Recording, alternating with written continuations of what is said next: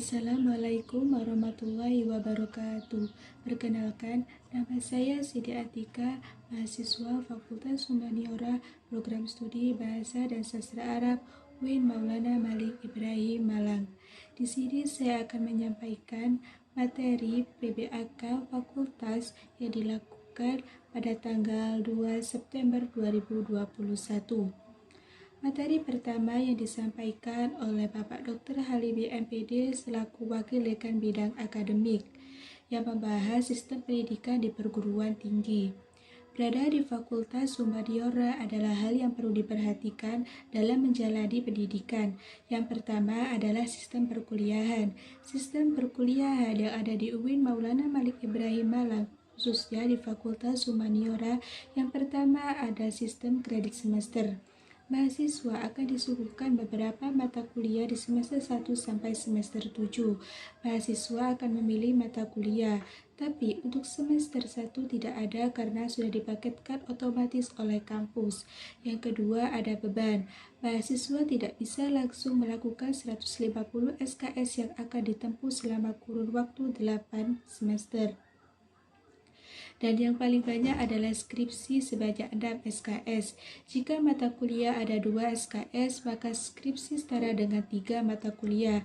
Dan yang terakhir, gelar lulusan Fakultas Humaniora akan memperoleh gelar Sarjana Sastra atau SS untuk prodi Sastra Inggris, Sarjana Humaniora S.Hum untuk prodi Bahasa dan Sastra Arab. Ketika mahasiswa kuliah, ada beberapa evaluasi atau sistem evaluasi. Tujuannya sejauh mana mahasiswa memperoleh atau mendapatkan hasil belajar tersebut. Dan ini bisa diukur dengan beberapa evaluasi, yaitu 1. UTS dan UAS, ujian tengah semester dan ujian akhir semester, serta beberapa evaluasi lainnya. Yang kedua, PKLI, ujian praktek kerja lapangan setelah menyelesaikan beberapa mata kuliah sebagai prasyarat. Yang ketiga, komprehensif, ujian secara menyeluruh setelah menempuh semua mata kuliah sebagai prasyarat mengikuti ujian akhir skripsi. Yang keempat, skripsi, karya ilmiah yang ditulis oleh mahasiswa program sarjana berdasarkan hasil penelitian, kajian, teks mahasiswa kepustakaan sebagai syarat penyandang gelar sarjana humaniora. Materi yang kedua yang disampaikan oleh Ibu Dr. Mu'azzamah MSI selaku Wakil Dekan Bidang AUPK.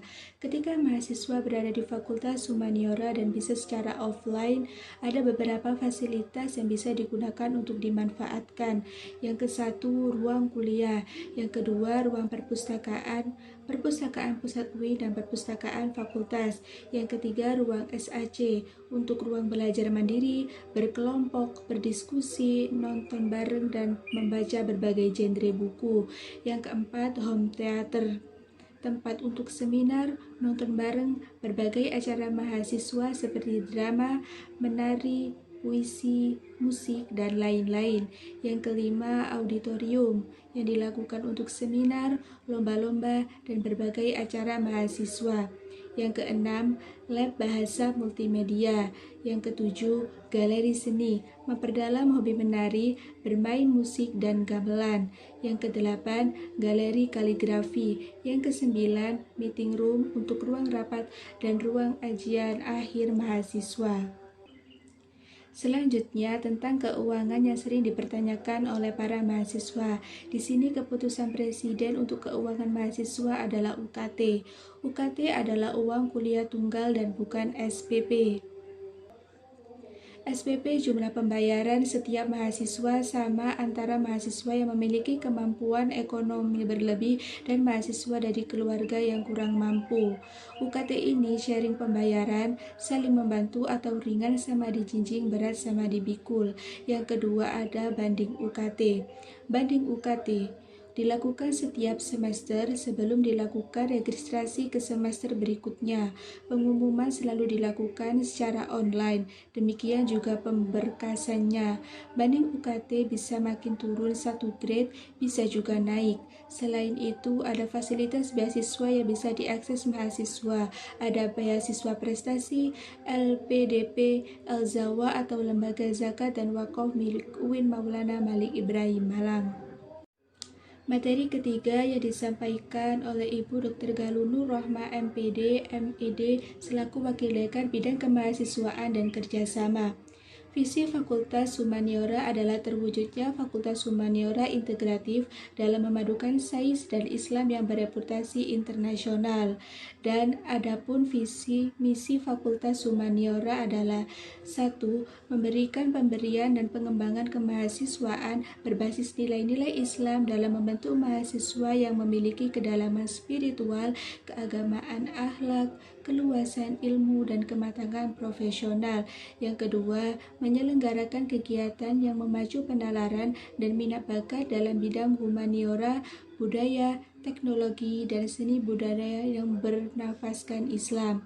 Yang ketiga, mengembangkan jiwa kepemimpinan sosial dan kepeloporan dalam masyarakat berbasis nilai-nilai Islam dan budaya Indonesia, mengembangkan kemandirian dan profesionalisme.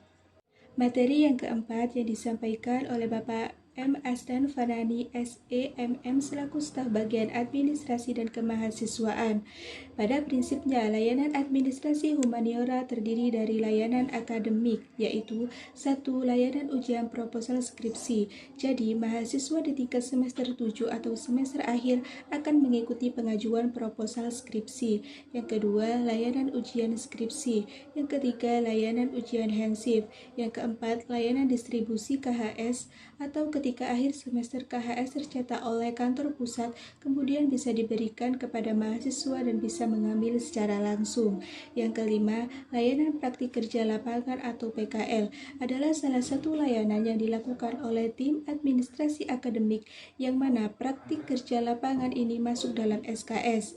Yang keenam, layanan kegiatan yudisium adalah salah satu rangkaian kegiatan yang mana di situ akan menyampaikan laporan berkaitan dengan selesainya proses kegiatan perkuliahan selama di prodi sastra Inggris maupun sastra Arab. Yang terakhir, layanan bebas tanggungan atau kegiatan wisuda.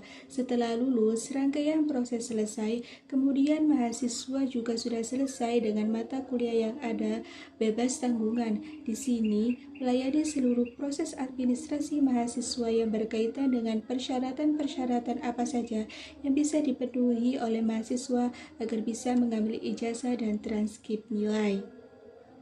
Materi yang kelima atau materi yang terakhir yang disampaikan oleh Dr. Abdul Basit SSMPD dan Khairul Anas SS.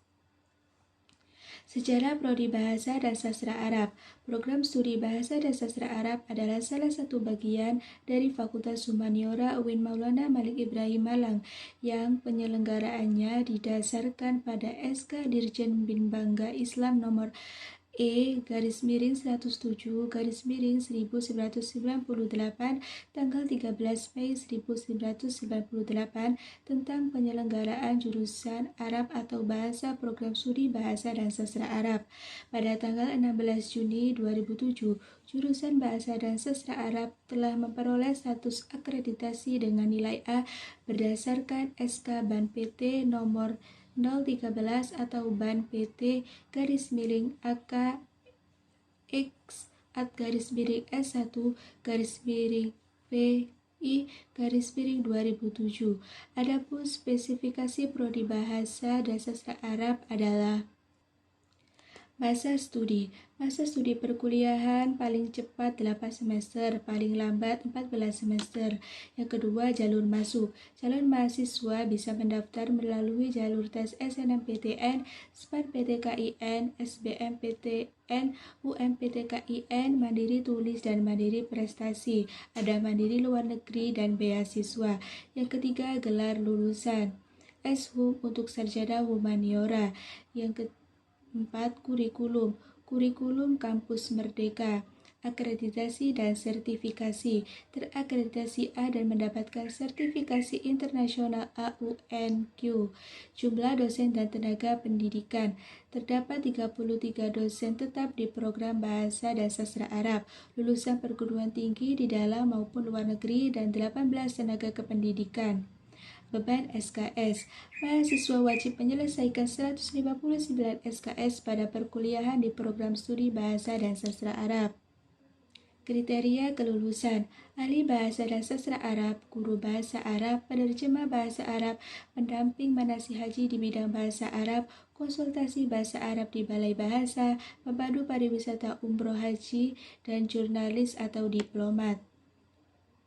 Selanjutnya ada visi, misi, tujuan, dan strategi di dalam prodi Bahasa dan Sastra Arab.